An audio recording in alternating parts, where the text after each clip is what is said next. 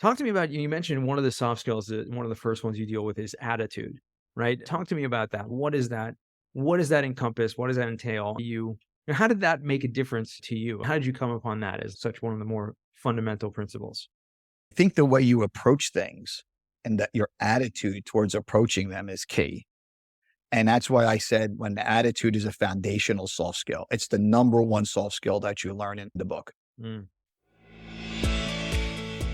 Your network is your net worth.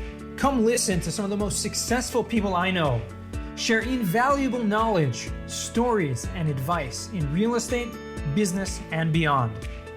This is Weiss Advice. Whether you want to take your business or personal life to the next level, look no further. Welcome back to another episode of Weiss Advice. This is your host, Yonah Weiss. Excited to be here with a guest for a change because we actually took a couple weeks off hiatus. So if you've been listening live to the episodes, we had a solo episode of me talking about cost seg and then 10 days of incredible tax tips from the top 10 tax episodes we had over the past few years. And now we're back live with a real life guest, Ray Agliata. Excited to have you all the way from New Jersey. What's cooking? How you doing? I literally live down 195 from you. So we're in good shape. We're exactly west of one another. It's awesome to have you on the show, Ray. You gracefully had me on your podcast years ago, and now you're back and better than ever with a newly published book, among other things. So I'm excited to hear what you've been up to for the past few years. And maybe for our listeners, just give a little background, little intro to who is the Ray. I'm Ray Agliata, and I am an educator, entrepreneur, and author. The author is new. I recently wrote a book, but I made some changes in my life, and I really wanted to get into education. So I am the career education instructor at Mercer County Community College, and absolutely love it. Still doing construction, still have some of that going on, which I can't leave that either. Right. But I was very interested in teaching, and I'm a believer in when you teach, you start to, it's how you master your trade or how you master what you want to learn. And in my case, it's career education and soft skills. Awesome. Yeah. And I totally agree with that. As someone who was a teacher for many years and continues to be a teacher today myself, I completely agree with that. You learn so much more from your students and just from the process of teaching than any other way whatsoever. So that's awesome. Like you said, you were in construction, you were doing some real estate. That's how we first got acquainted years ago. But the soft skills is your new book, A Soft Skills Handbook, is really something that is fascinating because it applies to everyone, everywhere, in every walk of life. And it's something that is so universal and so necessary. I'm just fascinated how you came upon that. It doesn't seem like someone in the construction background on soft skills doesn't necessarily go hand in hand. It's funny. It's something that I was always teaching to employees. And I was thinking about this before I came on the show, where I had, say, somebody who started working for me as an administrative assistant. I wanted them to be like the head of accounting. Mm-hmm. So what could I do to develop them into doing that? Or guys that were doing the construction work in the field, what could I do to develop somebody into becoming a crew leader, say, or assistant manager? And when I worked at one company in the past, there was a great company, it's called Acero. That was something that I was tasked with. So I started coming up with ideas like, how do I make this individual a better leader? How do I make them communicate better? So I started doing that simultaneously at that particular company. I was placed in charge of training, which I had very little experience with, but I don't think anybody else wanted to do the job. So I started doing that as well. I said, hey, some of these things I could incorporate into hard skills. So Mm-hmm. just quick background. People Yeah. say, what the heck are soft skills? Right. What are they? So first you learn a little bit about hard skills. So hard skills are things like carpenter knowing how to use a saw, or in your field, your hard skills are accountancy. You know how to do cost segregation. That's your specific hard skill. That's your specific to your task, Right. your technical skill. A soft skill can be anything from leadership to flexibility and adaptability, communications. I've identified 10 of them that I think are important in the book. And then I also teach at Mercer County Community College, the same 10. And those are things that they're transferable. You can use them in any industry, and they really help you in your day to day. Mm, And I think that's what a lot of fields are lacking. How do I wear my uniform to work? I have a whole section on appearance. interesting. So it's things like how to wear your uniform, or if you don't know what the uniform is, or you don't know what your company's dress code is, don't show up in ripped jeans and a dirty t-shirt. Even if you're a mechanic, you need to have good appearance skills. And I talk about all these different 10 soft skills. And that's where I think I realized I was teaching them without knowing I was teaching them. And then the position at Mercer fell in my lap. I had already written the book, but they're like, hey, we want to bring in soft skills. Really? That's This great. is great. I know about soft skills. And it went on from there. So that's the exciting part of it. And to me, it's been an interesting change in my life, but it's also been, like you said, with education, you taught. It's as you teach, you learn more. You get a lot of Right. feedback from your students. What grade levels did you teach? Really all throughout my life from grade school all the way up through like collegiate level. So really like everything in between. I prefer dealing with adults. It's just Me too. easier for me. Although having kids, it changes the way you do things and teach things as well. My youngest right now is 8, and it's between I have kids between 8 and 19 right now. I've definitely dealt with the little ones, the teenagers, and they all have their own way of learning and communicating. So it's fascinating to pick that up as you go as a teacher. Absolutely. I love adult education. You get a lot of feedback in the classroom. You learn a lot from your students as well. And I see them react to things like Yeah. first it's like perplexed, like what the heck are soft skills? I don't understand like what this guy's talking about. And then as we get into them, they're like, oh, wait a minute. Mhm. And with some practical ideas like, hey, a great leader could be a quarterback on a football team, like Jalen Hurts, say, or something like that. But there are great everyday leaders. And in my book, I talk about my dad, who was a Mm. great everyday leader, who's never going to be in a newspaper for throwing for 300 yards or doing whatever, but or winning the Super Bowl. But he's a great everyday leader. And I try to find ways for students to see that having a mentor. I'm sure you have a mentor. I'm sure you're a mentor toward to others, how important that is in, say, the leadership soft skill, for example.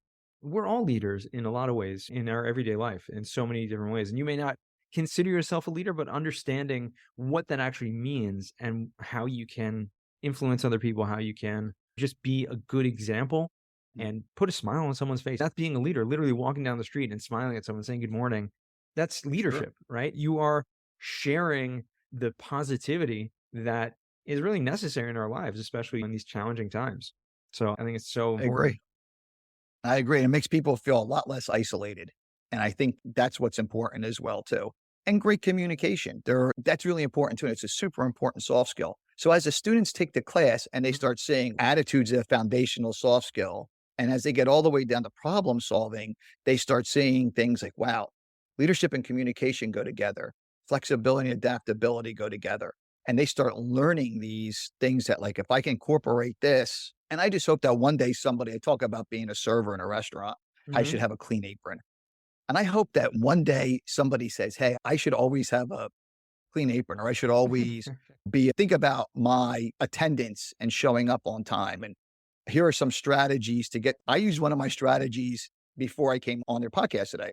I showed up to your podcast 15 minutes early and I checked my email. I knew you weren't getting on till 10, but at 9:45, I was checking my email because as soon as you clicked on, I was on time.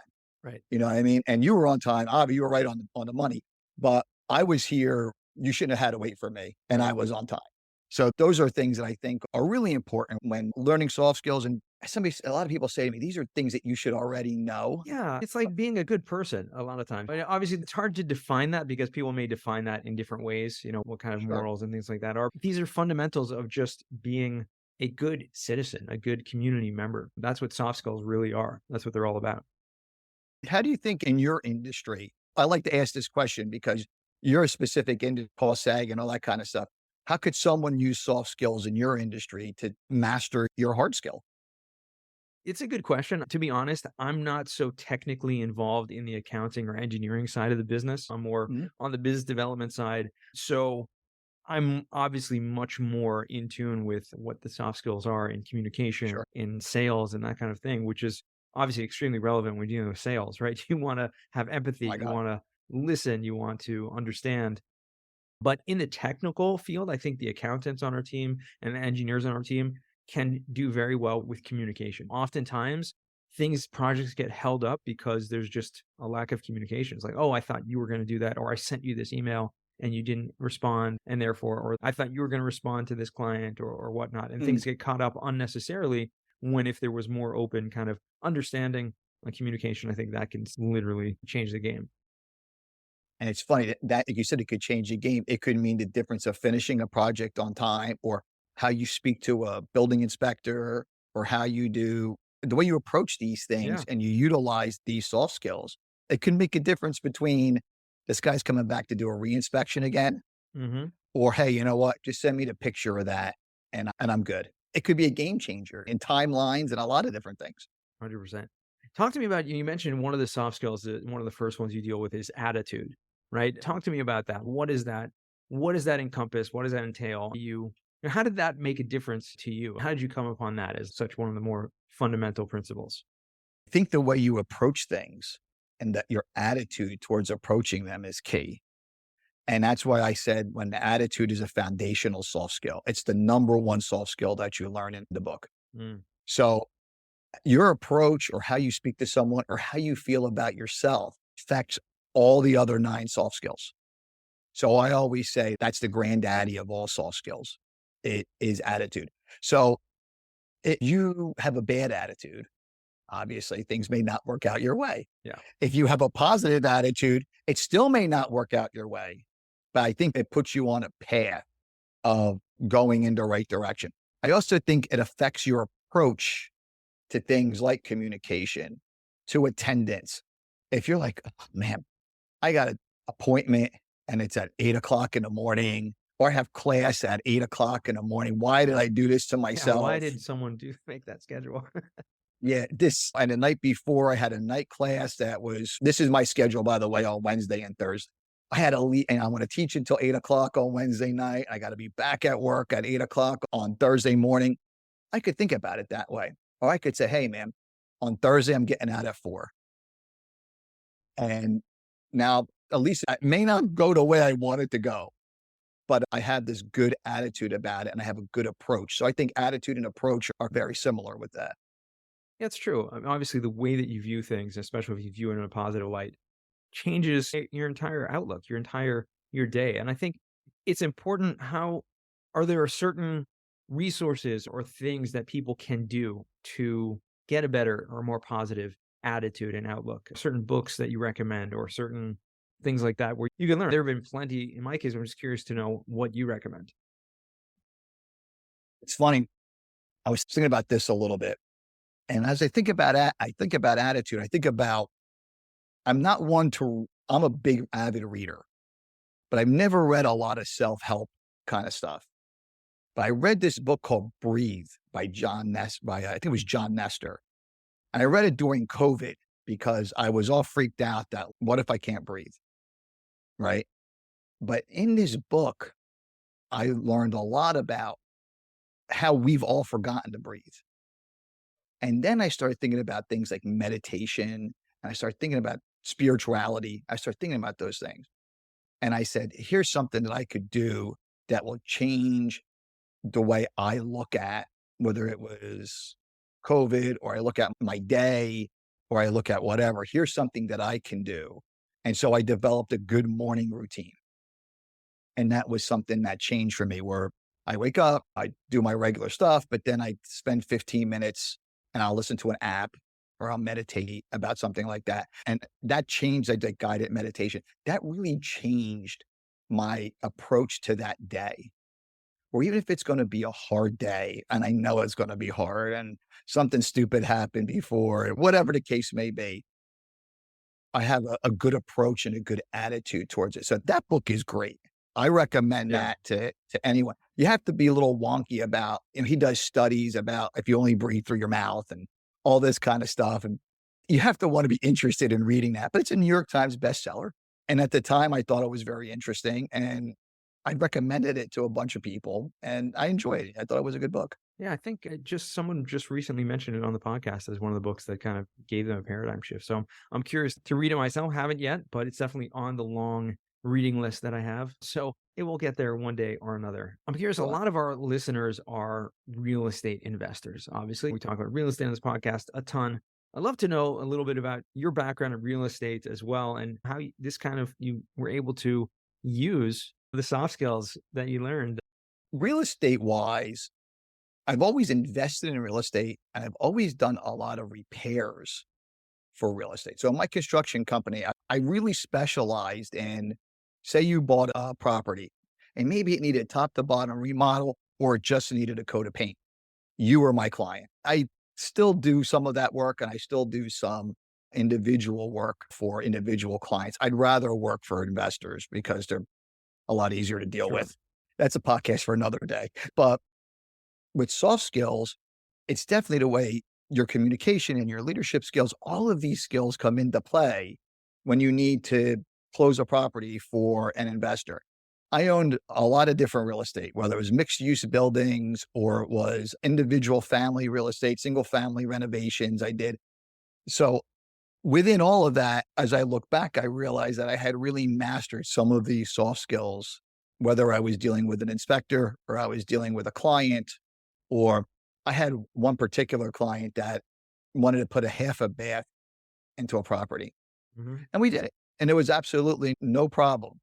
Tiled it. She picked out the tile. She did whatever. She comes in. This is an investment property. And she says, I really hate this tile. After she So installed it, after she picked it it out. 100%. And it was like octagon. And I was like, oh, I didn't like it. But that's, again, I'm not the interior designer here by any stretch of the imagination. She said, I want to rip it all out. So I said, this is going to go one of two ways. I said, you can pay us to rip it all out, and I'd be happy to rip it all out for you. I said, or this is beautiful tile, and this is a rental property. So this is whoever rents this is going to have a gorgeous bathroom, a 1.5 bath house, a gorgeous bathroom. I had to use some soft skills there. And we ended up keeping it. She said, you know what? I'm going to use that money towards something else. The right idea. And Mm. in the future, always make your bathrooms look the same. This is what I explained to her and I explained to everybody else. Paint all your walls agreeable gray, what color you painted them, and use white tile in all of your bathrooms. Now, if you're do a higher end Colts neck, different story. Okay. But if you're doing cookie cutter, single family home renovation, which is what I really specialized in, keep it all the same. Don't go out looking for Wow. discount tile that you're never going to find again. And it ends up being a mess. So that's my real estate advice. That's such a great story because it really does show how you're active in the real communication Yeah. challenge with an investor. And it's obviously much harder when you're dealing with a client who it's their home and they're going to live there Mhm. and they're going to make a difference. But when an investment property, you got to think about it as an investment. Obviously, Yeah. do you want to spend the money or is your money better suited in something else? And then really that can apply to so many things. Oftentimes we're dealing with investment properties. I invest a lot of real estate as well. You're dealing with multifamily, you're dealing with commercial properties. You're like, okay, I have the budget for this. Do I need to do the renovation here? Is this Mm. something that is necessary right now? Or can this money be used to help increase the NOI of the property in a different way? And so it's really using that the kind of judgment that comes in with the soft skills there, just having that ability to balance all of that and know when is the best time to execute, when is the best time to take a step back and let someone else make the decision, right? Yeah. And a new investor always gets very passionate about these kind of things. They worry about the color of the tile. Whereas I don't think she realized that she added value to the property by adding a half a bath.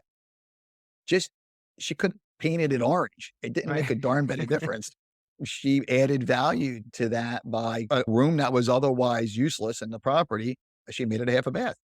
She put the washer and dryer downstairs in the basement house, didn't have a washer and dryer. She did all these different things that added value to the property. The last thing she needed to worry about was what color the tile was. Then you get into when you work for a bigger company like these. I've done a lot of work for funds, and they're like, this is the tile, this is the color, this is the grout, put it in, Right. done. And it's the same thing. You get really good at it. And it's the Cookie same thing cutter over and for over again.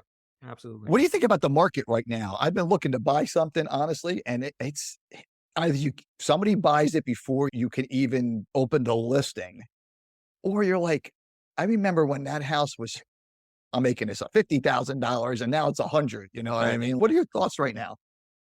It's hard. I'm not really in the single family kind of market Mm, for buying, but I definitely know that because of the higher interest rates that are going on right now, it is more difficult because sellers are not budging in their mm, price. Obviously, properties have gone up in value, and it just doesn't make as much sense right now for people to buy properties with yeah, given the interest rates. If they're going to come down, I think people are waiting for that. People are waiting kind of for some sort of a correction of sorts. But there are still deals to be found if you seek them. And I think that's yeah. really a skill that a lot of people need to learn if they don't already have it, is just persistence, is just keeping at it, keeping looking at properties, trying to find deals. And like you said, yeah, you're looking and it's gone before you can even put an offer in. Sometimes, yeah. You just got to keep searching, keep look for more resources, more available resources out there. And as you look at it, you're like, man, what did that person see in that made me hesitate that I didn't look at it? I'll tell you a scary one. A friend of mine is a loan broker for a large bank. And the conversation used to always be, what's the interest rate? He Mhm. says with younger buyers, the conversation is, can I afford the monthly payment? People don't even ask, they already know the interest rate is high. They don't even say, oh, was it six or is it five and a half?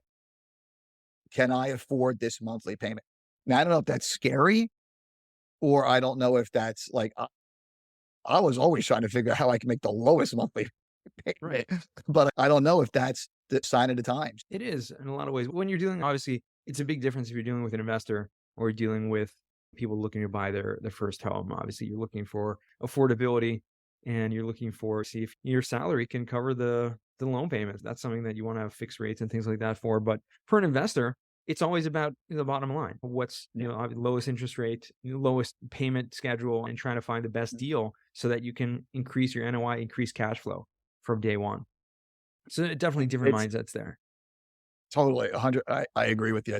We're getting off of the soft skills track, but this is important conversation. It is. It's so important. I think a lot of people out there are trying to figure it out as well. They're trying to figure Yeah. out what to do in these days. And I think just keep doing what you're doing is really the sign of the times. And if you do own properties and you're trying to try to increase NOI in different ways, cut costs, try to find ways that you can add value to the property, increase rents, Yeah. things like that, whatever you can do.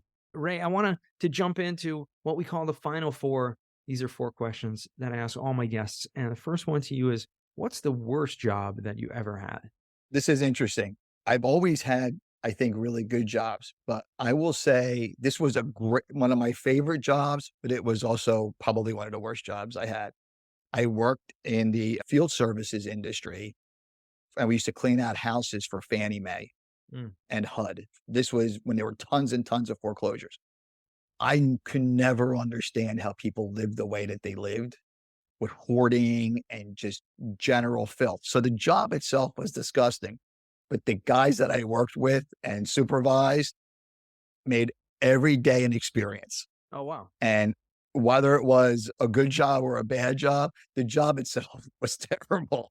But the people made it fun and great. So that would probably be the answer to that question. That's good. That's amazing because in the end of the day, if you have good people that you're working with, even if you're doing Mhm. the worst type of labor, it can be fun. It could be a good experience to go into work. So that's great. Second question, what's a book you've read that's given you a paradigm shift?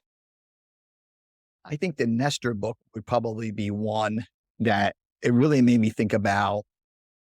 I think he wanted you to think about breathing, but I made me think more about things that I could do to affect my life. And I thought that one was really good. I'm really into now reading all the books that we read back in high school. So I've been reading 1984 and a lot of Hemingway and a lot of stuff like that. I don't know why. I just got into a Hemingway podcast and I'm trying to find like life relations. It's the Hemingway wrote. You know what I mean? But and now I listen to I'm addicted to this podcast called One True Sentence. I can't stop listening to it. And it's all about Hemingway. And I'm thinking, well, that's something that I think if you go back and read the classics, also some books I read in graduate school about adult education and the philosophy of adult education has made me think about my education differently too. So those are things that I've been reading, some for fun and just some as being interesting. No, that's fascinating. Listen, as an educator and really anyone in life, you have to continue to read. And Mm, there's a broad spectrum of things. I focus more, obviously, more a lot on nonfiction and business and spiritual things as well. A lot of balance there, but it's good to read fiction sometimes or to read the classics and to let that kind of take your imagination to go in that way. Leaders are readers.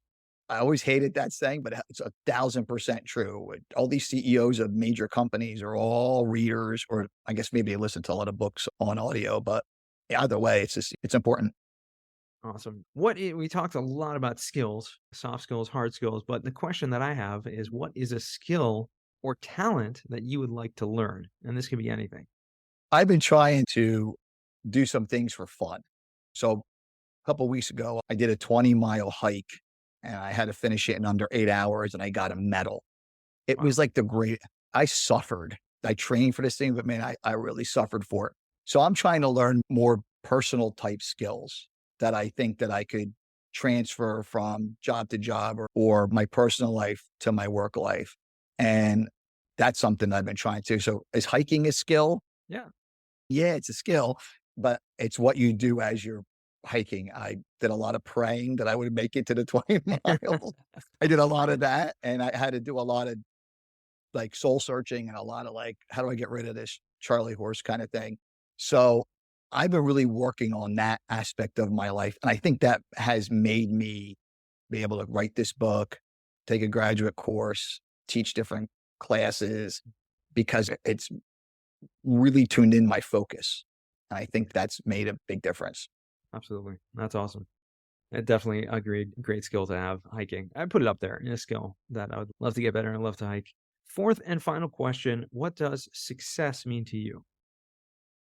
We briefly talked about this a little bit ago. It used to mean how much money I had in the bank and what could I acquire. That was very important to me. I think over the years it has changed where I go back to a friend of mine, John Ubaldo, who would be a great guest for your podcast, by the way, who taught me, he was a great mentor. He said, money gives you options. Yeah. And I never understood that until I got about 45, 50 years old, where it gives you options, but you don't necessarily need to have $1 billion. So success to me now is, I think, personally, things that I've accomplished, things that I want to do. I think those are signs of success. I found something that I love in education. I found that to be success. You definitely don't teach for the money. You know that.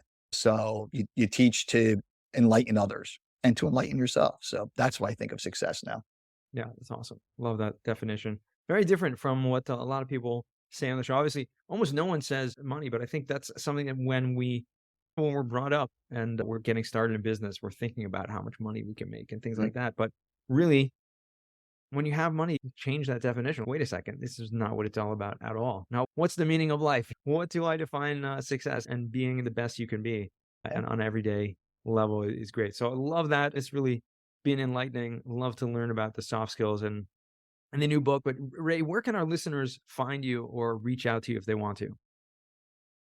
I'm on LinkedIn under Ray Agliata, and please follow me on LinkedIn. I absolutely love it. And I will say, Yonah, you need to do your 10-day challenge again. I've made a lot of friends on that, and Mhm. I'm still friends with them. That's awesome. So you have to do that again. I don't know when you're going to do it again, but you must. So you can find me on LinkedIn, Ray Agliata. You can find the book, which you're going to see that's going to be addresses. Everything is backwards there. Skillful Living Now, a soft skills handbook.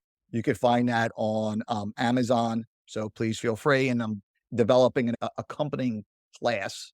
So there's going to be a course on Udemy as well, which is based on the book. So that's what I'm working on now. Awesome. So we'll make sure to put all that in the show notes and really grateful for you to join me here and really great to catch up. It's been a while and thank you again for joining me. Thank you for having me and learning about soft skills today. I absolutely love talking about it, and I absolutely love your podcast. Thank you again.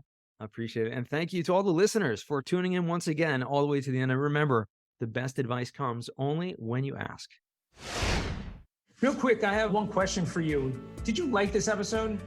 If you did, I want to ask you a huge favor. See, the biggest thing that helps this podcast grow and that will spread this message to the whole world is that if you leave a review, a rating, and subscribe to the podcast. What that does is it basically tells the platforms that this podcast is out on is that you like my stuff and I'm doing something right.